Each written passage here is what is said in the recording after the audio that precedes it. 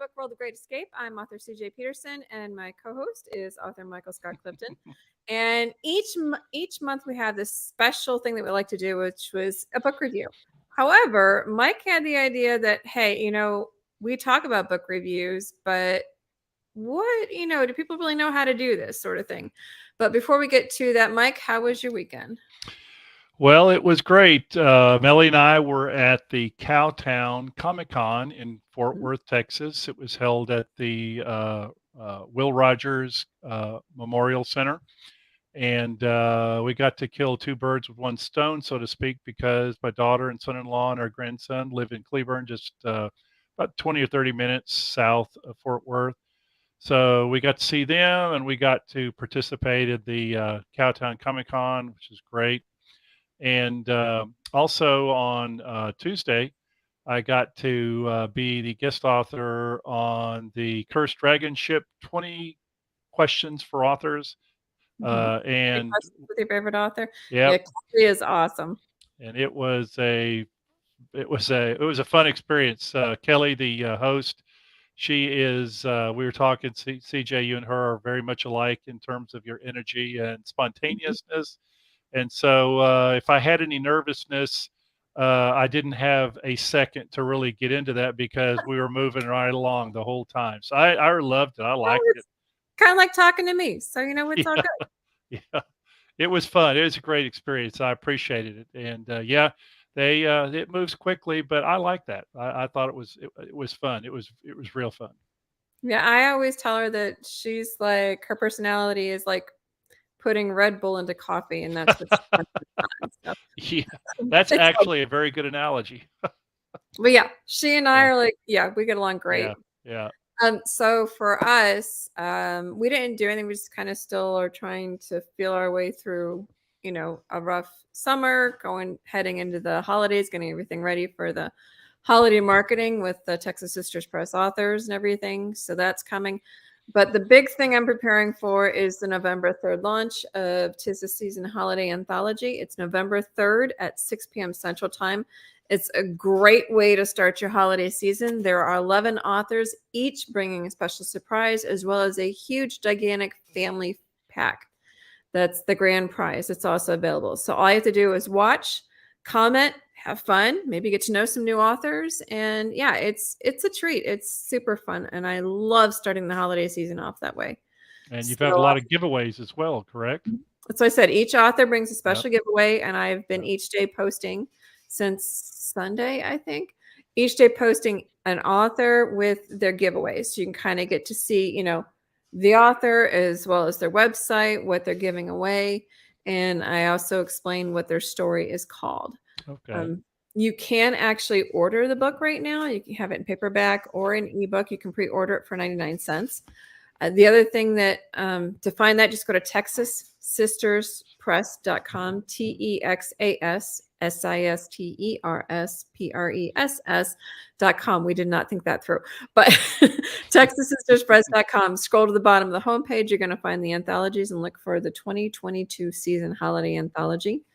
I'm really excited about this one. For me, my story is The Christmas That Almost Wasn't, which is the one part of the story that's not in Chain Reaction. Chain Reaction can stand on its own, but there's a mention where they go back in time to 1650 Ireland for The Christmas That Almost Wasn't, and that's in this book. So I'm super excited about it. Well, good. So, hey, I do have one other thing to add. I don't know how this slipped my mind, but my fourth audiobook, The Open Portal, actually went live yesterday. No way. Oh yeah. So now I have 4 audiobooks: The Treasure Hunt Club, The Janus Witch, Edison Jones and the Enneagram Elevator, and The Open Portal. And The Open Portal I'm really excited about because it's the first book in the Conquest of the Veil series. And anyway, I'm super excited about it. Great narrator. I've been fortunate to get some excellent narrators for all of the books, and so check it out. It's on Audible, and get it on your website. I will, or we will. We will. It's all good. So today, what we're going to be doing is talking you through how to do a book review. Book review. So what we did was I read a novella by DC Gomez called The Hitman. And I'm going to share with you what I wrote and why I wrote what I wrote. Because a lot of times people are unsure. They're like, how do I even write a review? How do I form a review? So what I did first was I read the book. And then what I like to do is I like to make sure the title's up there on my little Word document. That way I don't get them mixed up. And I give the stars right away, and then the headline, and then the body. So as far as the stars, there's 1 to 5. There's no halves, though I wish sometimes there were. But number 1 is just horribly done, should not have been put into print sort of stuff. 2 is kind of, what would you think of number 2 is? Kind of like not But great, but certainly not good. not good. Yeah. 3 is, you know what? It was okay. There was a few missteps. So, it kind of was not the best book, but, it's okay. 4 is, you know what? It was actually pretty good. There might have been 1 or 2 reasons why I didn't get it 5 stars. 5 stars is a hit it out of the park home run. Like, you couldn't put it down, like, amazing and everything like that. The reason I gave this one 4 stars is because honestly, it was too short. I wanted more. That's the only reason I gave it 4 stars. But it's The Hitman, and it's done by DC Gomez. It's one of her novellas, which is why it was so short. And it's the Order's Assassin Book 1. Book 2, The Traitor, is actually coming out on November 20th, 2022. And I did it. What we do is we have like a headline, which is what you're going to need when we hit Amazon. And you'll see that when we do Amazon and we do on Goodreads to figure out what I do with them. But I put a wild ride on the dark side. The Reapers are helping an assassin, Eric, to find Raphael, the man who betrayed the Order, which he's the Order's assassin. And meanwhile, Sasha, an assassin from the Cortez family of Salem, has the same assignment. They're both looking for the same guy. Eric getting his mark is a matter of pride, while Sasha is a matter of ultimately survival within her family of assassins. She's kind of made a lot of missteps, and so this is kind of like her last straw. She has to do this. Basically, it's a do or die. Just when they thought they had their mark, he got into a vehicle with his bodyguard, and the vehicle exploded. Despite the evidence, something doesn't feel right. Everything may not be as it seems. So the first 2 paragraphs, what I did was I kind of basically gave you the story summary, kind of hit the high points. The last paragraph is specifically about the author and their skill. DC Gomez did an incredible job of diving into the dark side of the supernatural world. The fight scenes are realistic, and the investigation side allows you to follow along with the clues. My only complaint, if I have to have one, is that it was too short, but it does make you want book 2, The Traitor, right now. Unfortunately, you have to wait till November 20th. I've already got mine on pre-order. Cannot wait. Well done. Good job, DC. She actually did very well. I was very impressed. But of course, it's DC. She usually does. So, that's the deal. So what I did was I put it on a Word document, and I did that for a reason. I'm going to show you why in just a minute. So when you go to do, the biggest part is actually writing it. So I do it for 2 reasons. I put it on a Word document. That way I can just copy and paste. That's number 1. But number 2, spell check. I have an editor for a reason. I don't always you don't get spell check a lot of times within the different places. So we'll start with Amazon for actually posting, because we said there's a lot of places you can post. So we're going to start with Amazon. Now on Amazon, as you can see, I was already purchased. So do you want to tell the difference between a verified and non-verified and what that does?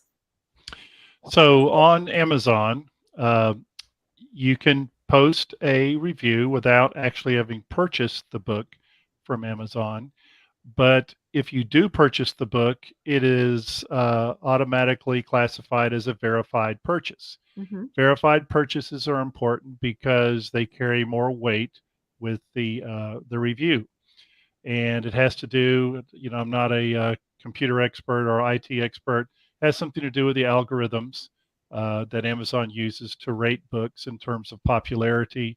And if you're looking for a book in a certain genre, it, depending on the number of verified purchases and the ratings, it may rank the book up higher, so you see it before you see other books. Mhm. So, and a lot of times these books will go on sale for 99 cents, or there'll be a Kindle for $2, $3, $4, or you could, Which it is doesn't, like cheaper than a cup of coffee from Starbucks. right, right. Just And it doesn't matter whether it's a hardcover, paperback, or a 2.99 Kindle. mhm, The review, the weight of the review, the verified purchase is the same. mhm. So, for example, this one is actually $1.99 to buy, and there is a promo or a pre-order for book 2, which is The Trader. So, when you get onto this page, as you can see, I did purchase it, which means I'll be a verified purchase when it goes to post. It shows you which are the books in the series, and then you come all the way down here to the bottom for customer review. Um, so what we have here is I'm going to write a review. Oh, great. Okay, hold on. Let me go out of here. It doesn't like me today. So give me just a second.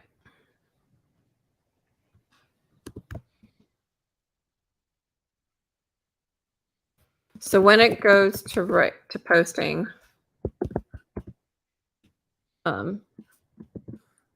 sometimes they get a little funny, as you saw, and sometimes they can be a bit of a bear about it. So when that happens, sometimes there's workarounds, which is what I'm doing.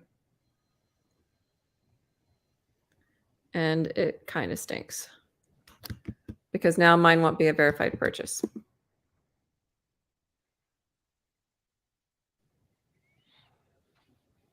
Okay, now it's letting me do it. Okay, Okay, good. so what I'm doing is I signed into a different account, a family account, and I did the same thing where I scroll down to the bottom and I click that do a customer review.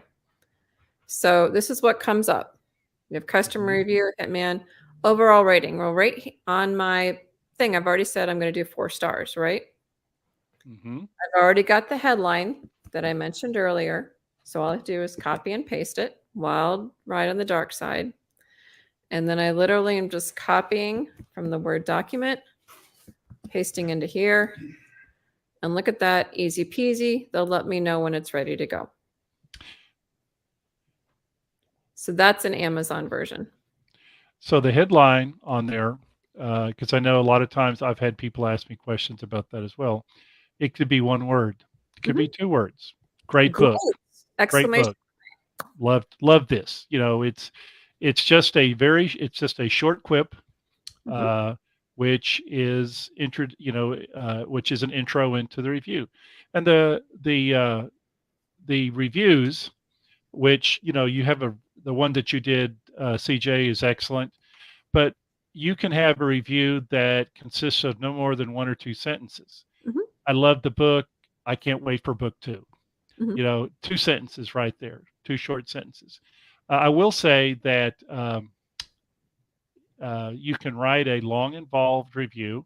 If mhm. you do, please include spoilers if you give away the plot line and all of that, uh, Well, and the ending of the book as well. exactly. Oh, So don't put yeah, that in the review. I mean, that's yeah, just not right, cool anyway. right. So for example, when we head over here to Goodreads, let me know when you can see it. Okay. Yep. Okay. This is my account on Goodreads. You mentioned about the spoilers, and this is why I did it. You look up the book by DC Gomez. It pops right up there, takes you right to her page.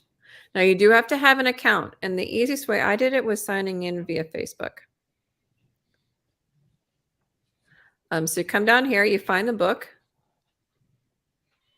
Want to read? I've actually read it, and as soon as you click read, boom, you get to write a review. So same thing, my rating's already done. It's 5 stars or 4 stars. For this one, I actually put the headline in the actual body. See, so it's already up there at the top. So I do that. Now, if you see down here below Goodreads, it says hide the entire review because of spoilers. Mine doesn't have spoilers, but if it did, I would check that. But I tend to not put spoilers in reviews just because that's not very nice. On the date started, and the date finished. Uh, those are really unimportant Hmm. to the overall review. Again, I know I've talked to several people. Well, I don't really remember when I started it, and I don't, I think I remember when I finished it. It's that's not important. Okay, if you're posting a review and no matter how long it took you to read the book from start to finish, if you just want to put down the day of the date of the day that you do the review is the day you started and the day you finished, that's perfectly okay. And and also, it, if you go back to the choose shelves at the top there, bookshelves tags. So there's tags on read, currently reading. There's a whole host. And you don't need to go through all of that. CJ has clicked red, and that's really all you need to do. I mean, you can get lost in that kind of minutia, but it's not anything that you need to really add or worry about unless you want to. Hmm. And so, uh, and this is something uh, So these on post right away. right, Now, the cool thing about them is when you go to like the author, you click on this and it takes you right to the Goodreads authors page and you can follow the author. So now I'm following DC. Then when you go to your profile, you scroll down here where it has all of those are my books. It has all of your recent updates. All of your reviews are on here. So I've got a whole list of them that I do because I do the reviews for Lone Star Lit and I do them for the Shelf Life blog. right. But if you want to see it, you can see review and other people can read your review and it shows your review just like that. The thing about using Goodreads, if you are a reader, is that once you start posting reviews and you've got a book list on there of the books that you've read, Goodreads will actually select books in the range of the genre and the interest that the books that you read are indicative of. Mhm. And so it helps you pick out, like, we are indie authors. We're not uh, well, one day we may be famous, but right now we're not in the same I range can always hope. as Stephen King, John Grisham, you know, people like that. So a lot of times there are very good indie authors out there with books that would be in the same interest range as a reader that you never hear of because there's just so many book titles out there. But Goodreads helps narrow that down for you. Another good reason to do a review if you love to read. Definitely. Now, there's some cool things to consider with both of the options that I chose. You can actually do that again if they're on Barnes and Noble, but I DC's books are not on Barnes and Noble. But you can if you're reading the ebook, at the end of the ebook, it just automatically pops up that you can put Mhm. a star review on the back of your ebook, or you can either put the review or just the stars. It's up to you. You can do that. This is the book link to the Hitman. The other thing you can do, which I know you mentioned regarding Goodreads, was if you have the book in hand, the Mhm. barcode in the The back. barcode. Mhm. Barcode scanner. If you've got a barcode scanner on your cell phone, which most people do. Mhm, I think I just froze up here. So if you've got a barcode scanner, see if I can get there. Yeah, there we go. So you simply scan the book, and it on your Goodreads account, it adds that book to your account, and once again, it helps uh, Goodreads find books mhm. in the categories and genres that you like. But if you're doing a review, it already has the book. You don't have to search for it. It's in your account. You can just go straight to that book or just, scan the book on your barcode scanner. It'll go straight to that. And you can do the review that way as well. I like it because sometimes, CJ, for example, you have several book series. And as a reader, sometimes it's hard to keep up with the ones that you've read Mhm. and the ones that you haven't. But if you have those scanned onto Goodreads, all you got to do is go back and look and oh yeah, I got that book. I've got this one. But I need this one, and I need the next one as well. So I know that's happened to me. If you're interested, go to the book itself. Yeah. Let me go pull them back up. Okay, let me bring it back over. If you like the book itself, or you're interested in the book, you can come down here. So, for example, I'm going to go to my profile because I'm going to pull one of my books up. So you look up the book, and we'll say, I don't know, we'll look up Winner's Verdict. So you can see there's already ratings. There's 11 ratings already on it. The average is 4.64, so between 4 and 5-star rating. Well, that's pretty good. What are some of the reviews? You come down here, and the reviews are actually listed. Who recommends the book? There's a whole list of them, and you can come down here and actually read the reviews posted by people. So that's the beauty of having it on Goodreads, is it's all there and you can read it as well. I know with me sometimes if you read, if you're a prolific reader, Mhm. and we've both met lots of people who are. I've met someone at the Comic-Con that had read over 100 books just in the My last month favorite or so, people. and it's hard to keep up with all those books, Mhm. and a lot of them are ebooks, and so when you have a Goodreads account, not only can you leave reviews, but you can also go back and look. Hey, yeah, I've got that book, because it does get, if you read a lot, it's hard to keep up with all of the books that you've read. And and with myself, unfortunately, my memory does not get better with age, so I need a little help sometimes. So that helps me. The good thing about the reviews that we're doing today is I hope that anyone who has watched the broadcast can see how simple, how easy, and how quickly you can do a book review. It doesn't require a lot of time. It doesn't require a lot of painful energy. It's something that you can do in the space of 5 minutes or less. Mhm. And for indie authors, this is very important. Reviews are very important. There, there's a whole host of reasons why they're important. And we could do a whole broadcast, a whole episode of Book World just on that.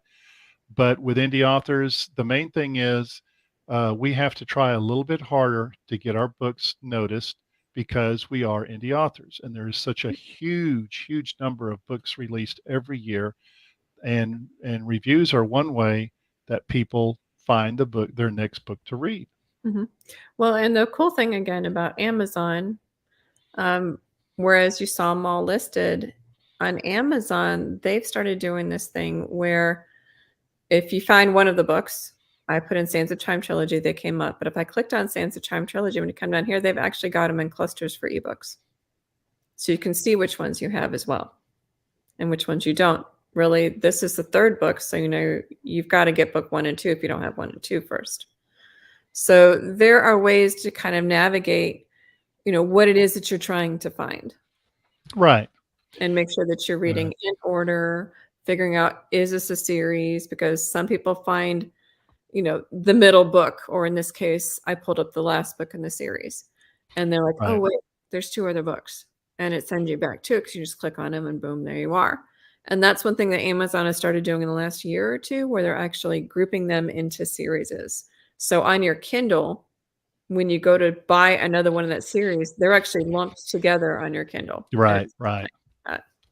The one of the things you said earlier, CJ, the star ratings, I think Mhm, it's pretty universal now. Everybody uses 5 stars for the best, and one mhm, star for the worst.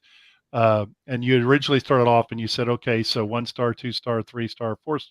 Um, if you cannot give a book at least a 3 star rating, mhm. my suggestion would be just don't do the review. Well, and Uh, I had someone where they've, not on mine, but on another author friends, where they gave him 1 star because they didn't read the book. And I'm like, then why are right. you giving it 1 star? Because you just knocked them down for something that you haven't even read. That makes no sense. Well, trolls, internet trolls, Mhm, and they're a little bit more prevalent on the Goodreads, but internet trolls, that's their their modus operandi, 1 and 2 star ratings. Mm-hmm. and they obviously don't read the book. But if you, I would, you want to be honest. Reviewer needs to be honest when they do a book review. Mm-hmm. But again, I would say if you can't do at least a 3-star review, it's probably not worth doing the review, because you can give constructive feedback to the author with a Mm-hmm. 3-star rating. It's like you said earlier, CJ, you like the book, but there was some things in it that kind of interfered with, the a 4 or 5-star rating. Maybe it was grammar, Mm-hmm. maybe it was inconsistent One storyline or I something. read a book that was Yeah, literally 2 different yeah, stories from the last 3 chapters, and it did not make sense. So it's like, when there's stuff like that, I try not to give 3 stars, but if I do, then I've given it every shot I've got. But when you're talking about criticism, which you mentioned earlier, one thing I wanna clarify is the difference between constructive versus mhm, destructive. right, When I put in my review, I specifically said, "If I were to complain, my only complaint, if I have to have one, is that it was too short."